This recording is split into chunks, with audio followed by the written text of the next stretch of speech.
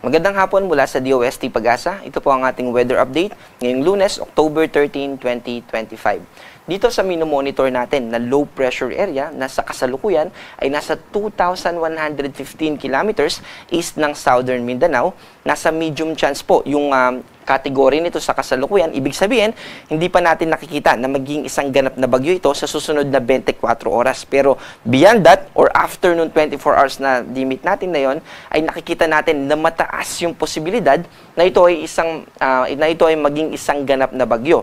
At pagdating naman sa kanyang magiging pinakamataas na intensity, dahil babaybayin niya itong karagatan natin, itong Philippine Sea sa silangang bahagi ng ating bansa, babaybayin po niya ito at pupunta siya dito sa dalawang senaryo na meron tayo. Yung isa ay hindi ito magla-landfall sa anumang parte ng ating bansa at magtutuloy-tuloy siya dito sa Taiwan. At yung pangalawa naman ay magko-close approach siya or magla-landfall dito sa extreme northern Luzon o kaya naman ay sa northern part ng Luzon main island natin.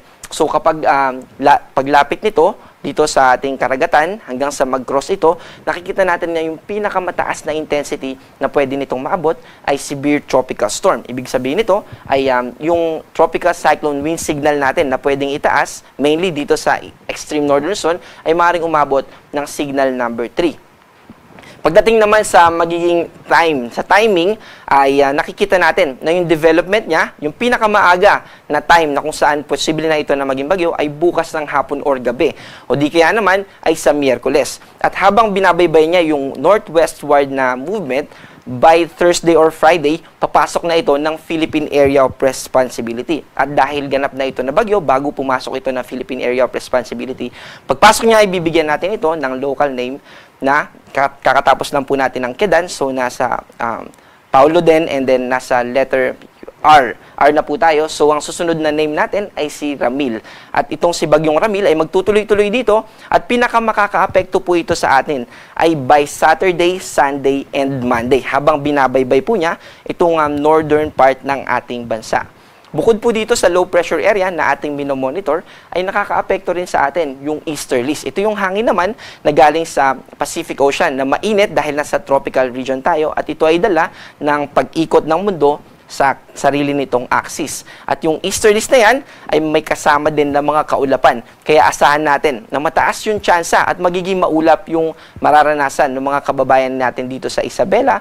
Ganon din dito sa probinsya ng Aurora at sa probinsya ng Quezon at Camarines Norte. Dito naman sa Metro Manila, kanina ay meron tayong naranasan ng mga pagulan dahil po yan sa mga thunderstorms. At dito sa Metro Manila at sa natitirang bahagi ng ating bansa ay magiging mas mababa yung tsansa ng mga pagulan natin as compared sa mga binanggit nating lugar sa eastern part ng Luzon.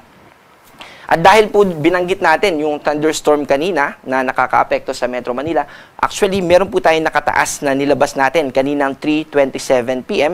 So yung ilang bahagi ng Metro Manila ay nakakaranas sa kasalukuyan ng mga thunderstorm. Ganun din sa ilang bahagi ng Cavite, Batangas at Quezon. Ito po yung mga nakakulay violet dito sa ating map. At sa mga susunod na oras, sa next 2 hours, ay makakaranas din naman yung ating mga kababayan dito sa Laguna, Rizal, Bulacan, Bataan, Pampanga at portions ng Zambales at Nueva Ecija ng mga thunderstorm activity. Ibig sabihin ay makakaranas po tayo ng mga pagulan, kaya yung mga pauwi pa lang po sa kanilang mga tahanan ay huwag nating kalimutan na magdala tayo ng payong. Para naman sa ating magiging lagay ng panahon, bukas, malaking bahagi pa rin ng ating ng Luzon ay makakaranas ng mababang tsansa ng mga pag-ulan except dito sa probinsya ng Aurora at Quezon dahil magpapatuloy yung mga kaulapan na dala nitong easterlies. Agwat naman ng temperatura dito sa Metro Manila ay 25 to 32, dito sa Tagaytay ay 22 to 29 at sa Legazpi naman ay 24 to 31.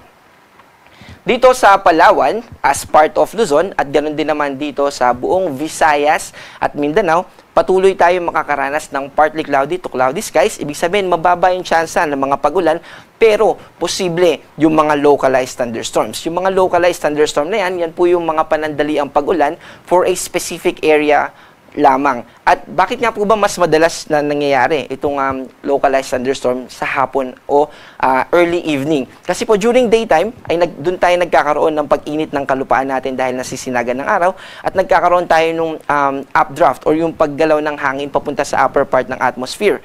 At yung characteristic na yun yung nagdadala, nagko-contribute sa mas maraming mga kaulapan. At yung pag-ulan na yun, ay yung kaulapan na mamumuo na yun, nakadepende doon kung saan siya tatapat at doon siya maging ulan. Kaya po madalas hapon, kasi during afternoon siya, nagiging mature. At pag matured na siya, doon na po siya magdadala ng mga pag-ulan. Agwat ng temperatura natin dito sa Cebu ay 25 to 31, dito naman sa Iloilo ay 24 to 31, dito sa Davao ay 24 to 33, at sa Cagayan de Oro naman ay 25 to 32. Sa kasalukuyan ay wala po tayong nakataas na gale warning, pero gusto pa rin natin paalalahanan yung ating mga kababayan, lalo na kung gagamit tayo ng maliit na sasakyang pandagat, dahil posible tayong maapektuhan ng mga pag-alon na posibleng umabot ng hanggang 1.8 meters.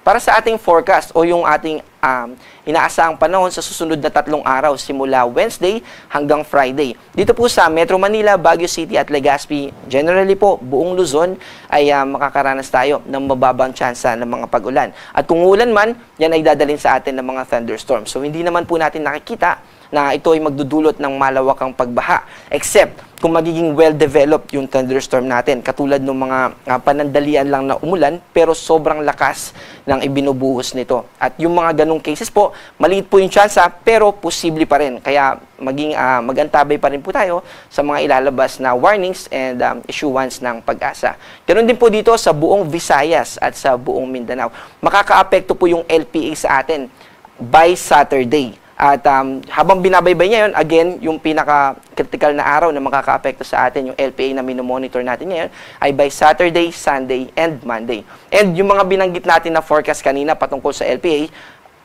gusto po natin nabanggitin na posible pa po ito na magbago. Kaya mahalaga pa rin na tumutok tayo sa mga isusunod na i-release ng pag-asa. Pero, dito sa tropical cyclone threat potential natin, maliwanag po na sinasabi nito na yung development ng low pressure area na maging isang ganap na bagyo ay nananatiling mataas. Yung likelihood po nito na maging isang ganap na bagyo ay nananatiling mataas. So yung pagiging ramil nitong low pressure area na ating binabanggit ay malaki.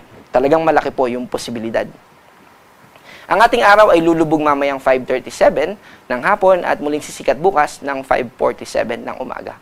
Ako po si John Manalo, patuloy po tayong maging updated at mag-ingat po tayo.